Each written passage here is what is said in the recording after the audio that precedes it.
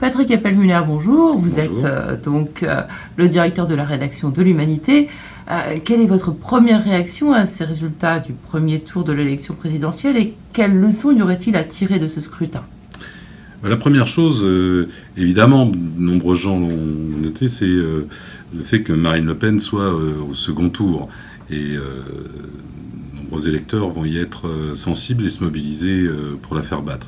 La deuxième chose, c'est le très bon score de Jean-Luc Mélenchon, un score auquel ont contribué des forces larges, non seulement les Insoumis, mais les communistes. Et d'ailleurs, dans les villes communistes, qu'il est placé en tête de tous les candidats dans la plupart des cas. Et ainsi se reconstruit une perspective d'espoir. Tout cela s'est constitué quand même à l'issue d'une séquence politique. On a parlé parfois d'une folle campagne. Je ne crois pas que ce soit une folle campagne. Je crois au contraire que les Français ont cherché dès le début à éliminer ceux qui avaient une responsabilité lourde dans la situation qu'ils vivent, dans les difficultés qu'ils connaissent. Vous vous rappelez, premier épisode, Nicolas Sarkozy est éliminé de la primaire de droite, puis François Hollande n'est pas capable de se présenter devant l'hostilité de l'opinion, puis Manuel Valls éliminé également de la primaire socialiste, et enfin François Fillon ne passe pas le premier tour, et puis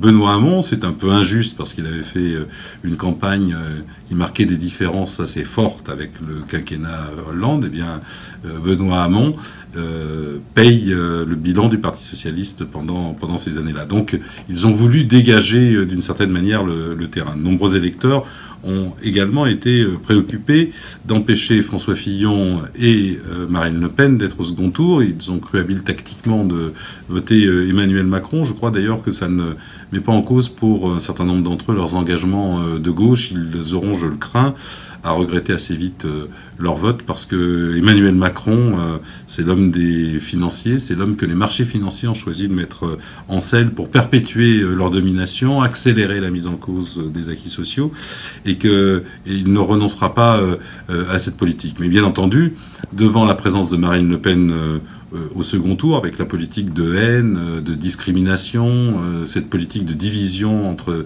les habitants de notre pays qu'elle veut mettre en place, la mise au pas de la culture, les menaces aussi qu'elle fait peser sur la paix, alors qu'on sait que des gens comme Poutine, Erdogan et Trump sont au pouvoir et font peser des menaces sur la paix du monde. Et puis, est-ce que vous imaginez Marine Le Pen représenter la France à l'ONU alors qu'elle est porteuse de tant de racisme et de haine entre les peuples? Voilà, je crois que les électeurs vont tout naturellement lui faire barrage au second tour.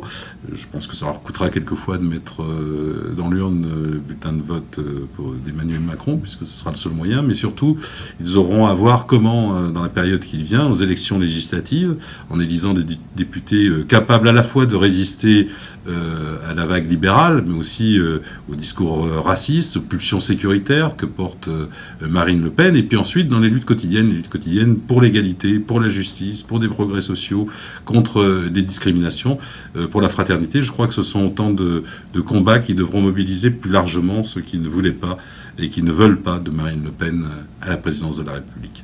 Alors justement, Emmanuel Macron, là où je vous contredirais peut-être un petit peu sur le dégagisme, c'est qu'il fait partie du gouvernement sortant, Emmanuel Macron, et il a été porté en tête de cette élection.